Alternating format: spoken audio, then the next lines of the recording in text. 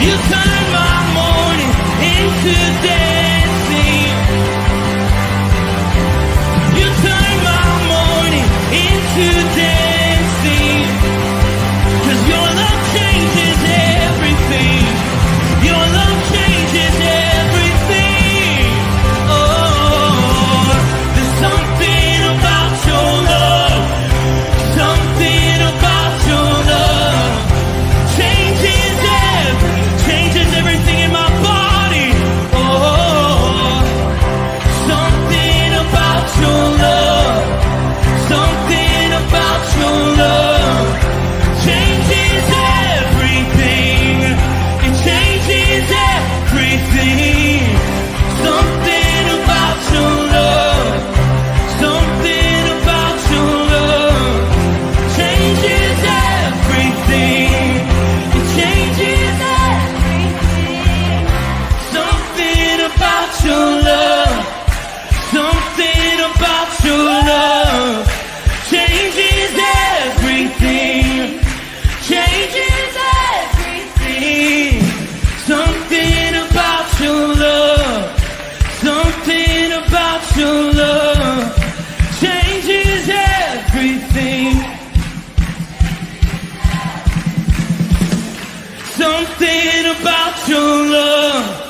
Something about your love changes everything. Changes everything. Something about your love. Something about your love changes everything. Changes everything. Something about your love. Something about your love changes everything. You turn my mourning into dancing. You turn my mourning into dancing. You turn my mourning into dancing. You turn my mourning into dancing. You turn my mourning into dancing. Something about your love. Something about your love changes everything. Good morning, Rooted Men. Pleasure to be with you this morning. Matt Ryan, elder from the Rooted Ministries, on this snowy Friday morning, at least where I am. I know not all of you are local here to Oxford, but we got a good little dumping last night. Looks very dry, and school's not canceled for some reason, so it must not be that bad out there. I haven't ventured out yet to see, but I hope that this wasn't a morning you were counting on getting a lot of shopping done or running around. Things might be a little challenging this morning, but a beautiful opening to the weekend leading into Christmas. The hope that maybe a white Christmas could be in our future after all. I haven't looked much at the weather, but I'm sure it'll probably be 50 and rainy before Christmas. We'll see how it goes. But maybe, as with me this morning, as the lights finally breaking and seeing this fresh coat of snow, and that amazing reminder that there always is, that there's freshness, there's newness in this life. There's the hope that comes with the beauty of the season for all the reasons it's beautiful, but also, these gentle reminders that the wonder of creation can always give us, can always provide these moments to stop and reflect. And this is one of those where newness and beauty falls fresh every morning. And maybe, hopefully that's a shared mindset. That's a good way to be heading into your day. Such an important part of why we do these devotions, why we get together, is because when we get our perspective shifted correctly at the start of the day, it can really impact so much about how the rest of our day goes, how we feel about things that happen, where our patience is, whatever it is, right? When we start with this right mindset. So as always, I'm hoping that's where we are, and that's kind of where we can start from this morning. This morning's reading coming from Genesis. We continue through the life of Abraham, which, there's a reason that the Bible is often called the greatest story ever told, right? There's what I find in Genesis is that, there's a line, I think it's in Lamentations, that says there's nothing new under the sun. And we live in a world where we're constantly being stimulated by entertainment, right? Whether it's on our phone or on the TV or on the radio, or wherever it is, in podcasts, there's constantly something stimulating our minds. And there's constantly, entertainment might be a broad word because it ain't all entertaining, but, every time there's a movie that comes out or a new show, a new soap opera, they're pretending it's something new, but none of it's new. It all happened in Genesis. That's one of those things. If you go back and read Genesis and Exodus, you've kind of already heard all the stories that you're going to hear on any soap opera or anything else. So, of course, there's very tawdry tales that happen, right? This would be a pretty taboo story today with Abraham's wife unable to give him the child that God's promised them. And in their limited human view, she pushes him off onto one of their slaves, her slaves. And of course, he gets her pregnant. And now you have a son born. Abraham is not happy with it, doesn't want to share the inheritance, basically ostracizes the child and says, "This is not the child that God promised me," which is a pretty strange reaction, but us men can have strange reactions like that, I guess. But what happens, right? And so what's really important in the story is that God speaks to Abraham, as he did a lot. And Abraham's firmly against, in his mind. God speaks to him. And does he argue? No. As always, Abraham faithfully submits. And so the child is allowed to live, cast out into the desert. And Hagar, the slave, is ready for the baby to have to die. She basically puts him out under a bush, moves far enough away that she can't hear him cry.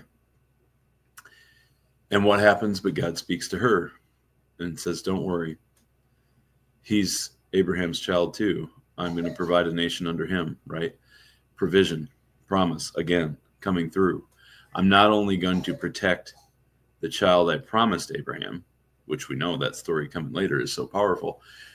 I'm not only going to deliver on what I promised in making you the father of many nations, but I'm also going to protect this child because it's his too, and forms a well of water for her to draw out of. And suddenly now Hagar and Ishmael have a place to live out in this desert, a place where they can survive and sustain. And he grows up to become an archer. And all of this story is told here in this passage.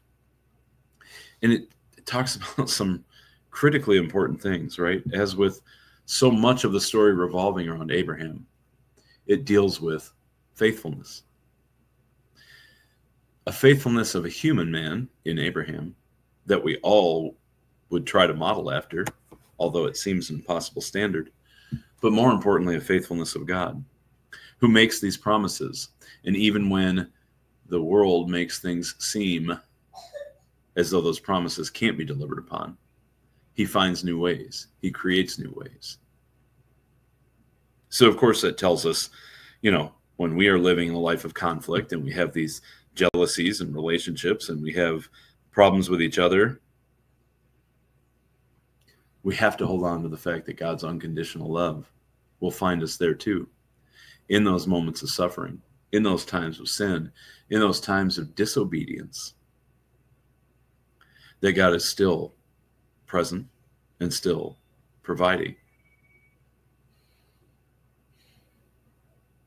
I think that hits pretty hard for a lot of us. Because though we may not have the comparison of the same sins of Abraham or the same issues facing us or even the same promises made to us audibly, we do have through this word, through the Bible, all kinds of promises that God continues to be faithful on, that he'll continue to intervene. Another thing it talks about that's so important, well, it's always important, but it hits harder this time of year, is about caring for the marginalized, right? How easy would it have been to let this child just die? But not only does this unwanted child, an unwanted mother, not only do they not just die, but they thrive under God's promise. That even the marginalized, even those who seem less than, right? The bloodline of a slave was never going to amount to much. It was never going to be royalty. It was never going to be, in that time, in a social caste system, it was never going to be part of the class that mattered or made decisions or could own things. It was always going to be second class or third class, right? Born into a life basically of condemnation with no hope. And God takes the time to provide for them. And through the miracle that we focus on here in the Advent season, God does the same for you and me. Because we're born broken, utterly hopeless, born in natural sin. We cannot be reconciled with God until there's a way, until there's a path, until miraculously the Son is born. The Immaculate Conception. And as we get a few days away from Christmas, now is the time when they'd be journeying. This pregnant mother journeying to Jerusalem so that they can be counted for the census. So put ourselves there. We're that close to the baby that changes everything. The ultimate provision of a Father who loves you enough that he moved all the impossibilities around. He moved the very fabric of nature and science to bring his baby to this world, who he knew would grow up to be the Savior and be the sacrificial lamb.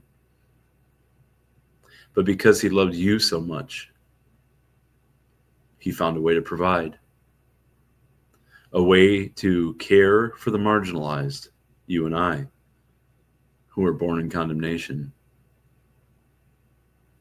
A way to provide so much more than what's needed or expected, providing a full life for us, opportunities to go out and to serve and to grow his kingdom.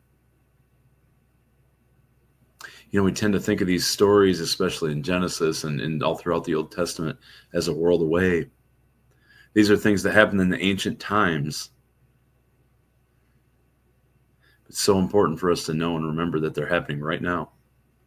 These same stories are happening again in our lives. This same provision, these same promises of a Father who loves you.